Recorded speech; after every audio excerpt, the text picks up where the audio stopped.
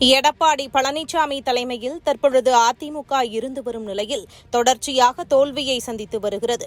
முன்பு காலகட்டத்தில் அதிமுக கட்சி மிகவும் பலமான கட்சியாக இருந்து தொடர்ச்சியாக தேர்தல் வெற்றி பெற்று ஆட்சி அமைத்து வந்தது.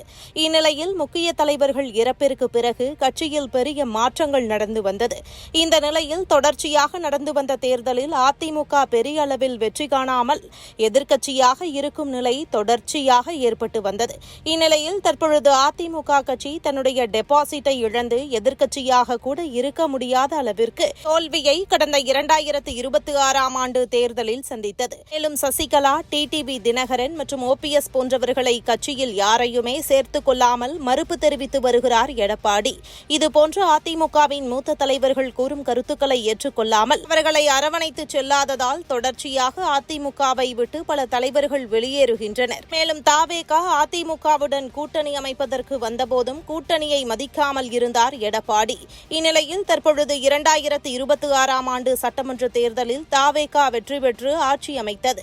ஆனால் அதிமுகவோ எதிர்க்கட்சியாக கூட அமர முடியாத நிலைக்கு தள்ளப்பட்டது. இந்த நிலையில் அதிமுகவினர் எல்லோரும் இணைந்து முக்கிய முடிவை ஒருங்கிணைந்து எடுத்திருப்பதாக சில தகவல்கள் வெளியாகியுள்ளது. அது என்னவென்றால், இனிமேல் அதிமுக இயக்கத்தை வழிநடத்தி செல்வதற்கு அனைவரையும் ஒருங்கிணைத்துக் கொண்டு போகின்ற ஒரு தலைவரை தேர்ந்தெடுக்க வேண்டும் என்றும், குறிப்பாக அதிமுகவில் இருக்கக்கூடிய மிகப்பெரிய முக்கியமான தலைவரான SP வேலுமணிக்குத்தான் அந்த பவரும் கெப்பாசிட்டியும் உள்ளதாகவும் அந்த பொறுப்பிற்கு அவர் வந்தால் சரியாக இருக்கும் என்றும் அனைத்து மாவட்டங்களில் இருக்கும் நிர்வாகிகள் முதற்கொண்டு பல மாவட்ட செயலாளர்கள் உள்பட முடிவெடுத்திருப்பதாக சில தகவல்கள் கிடைத்துள்ளது. இந்த நிலையில் இதுபோன்ற பேச்சுவார்த்தை கட்சி தலைமை காதில் விழுந்த நிலையில் எடப்பாடி பழனிசாமி தரப்பு மிகவும் வருத்தத்தில் இருப்பதாக தகவல்கள் கிடைத்துள்ளது.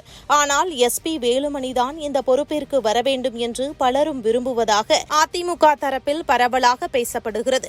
மேலும் அதிமுகவுடன் கூட்டணியில் இருக்கும் கட்சிகளும் SP வேலுமணி பதவிக்கு வந்தால் நம் கூட்டணி இன்னும் பலமாகும் என்று நினைப்பதாகவும் கூறப்படுகிறது. மேலும் இது பாஜக உட்பட பல கூட்டணி கட்சிகள் இதே எண்ணத்தில்தான் இருப்பதாக கூறப்பட்டு வருகிறது. இதற்கு மேலும் எடப்பாடி பழனிசாமி தலைமை பொறுப்பில் இருந்தால் கட்சி முழுமையான வீழ்ச்சிக்கு சென்றுவிடும் என்று அதிமுக கட்சியின் தொண்டர்களே நினைக்கும் அளவிற்கு நிலைமை மாறிவிட்டது. அதனால்தான் கட்சியை எப்படியாவது காப்பாற்றிவிட வேண்டும் என்றும் அனைவரும் SP வேலுமணி தலைமை பொறுப்புக்கு சரியானவராக இருப்பார் என்றும் கூறி வருவதாக தகவல்கள் கசிந்துள்ளது.